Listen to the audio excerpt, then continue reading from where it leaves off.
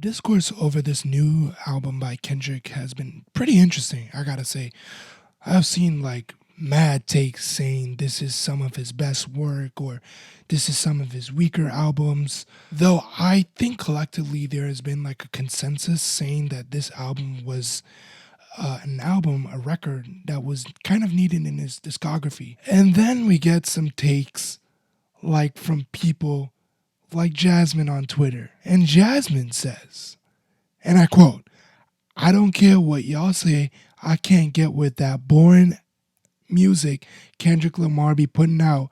I like my raps about shooting and killing and not prison reform and slave escape plans. My God. My first thought when I saw this was, how do we reach these kids, bro? And this tweet kept rolling through my head. And after thinking about it, I low-key, I kind of agree with her to an extent.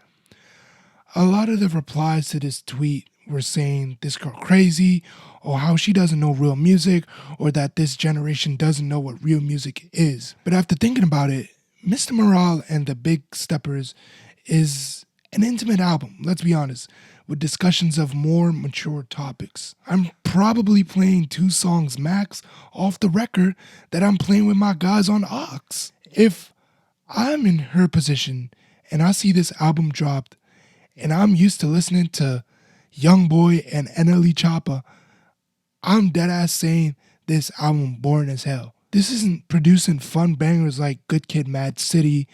It's not producing mainstream and chill beats like on Damn. So what is it producing? Alright, so this is me post-editing, and I just kind of wanted to bring up another point. If someone was asking me or telling me basically, hey, I'm hearing a lot about this Kendrick guy and they've never listened to Kendrick Lamar before, and they asked me, show me some of his more recent work, I'm gonna be honest, I don't know if I want to show them this album. I think they might think I'm weird if I'm listening to this album.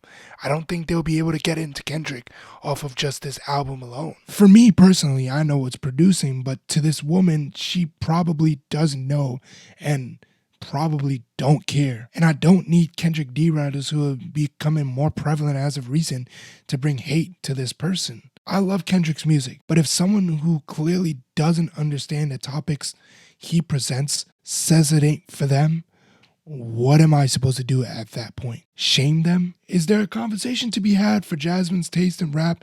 Yeah, maybe so. I'm not gonna lie. But I think we should also remember that you can enjoy music based on your environment.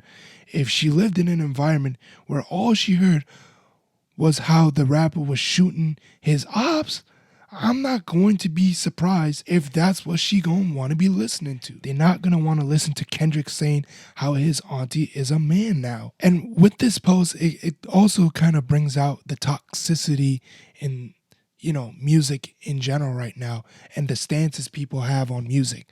It's if you don't like this, then, well, you're sad or you don't know good music. And yeah, she is pretty ill-informed about what Kendrick really raps about. But from the outside looking in, when people talk about Kendrick, it's usually about how he is the next coming of Martin Luther King. Personally, I think there's some validity in her point.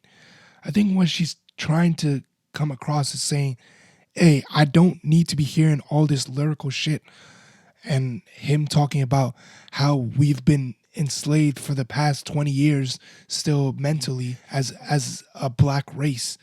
I want to listen to people getting hyped up. I want to listen to hype music. Yeah, those artists aren't really the type of people to look up to that she's referencing, but like Kendrick said on his album, they are not your savior. Because they make you listen to good music, because they make you think, because they make you hype, doesn't mean they're your savior.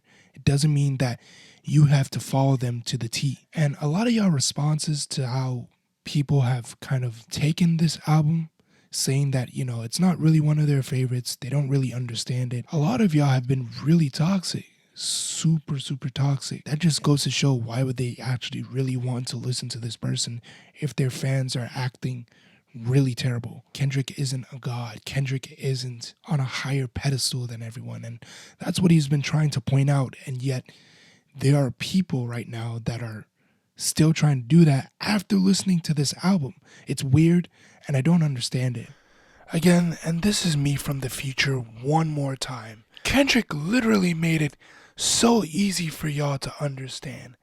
He made an entire song saying that he cannot please everybody. Why is it that y'all want him to please everyone? I don't understand. How could you go through this entire album and go to the fact that when people don't like the album, that you still have to make everyone like it?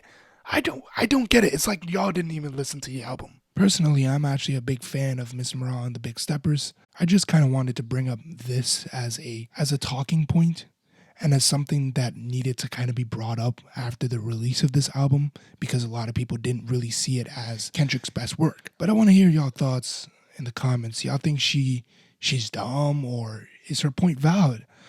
I'm leaning to more of the side that her point is pretty valid and there's validity in her statement.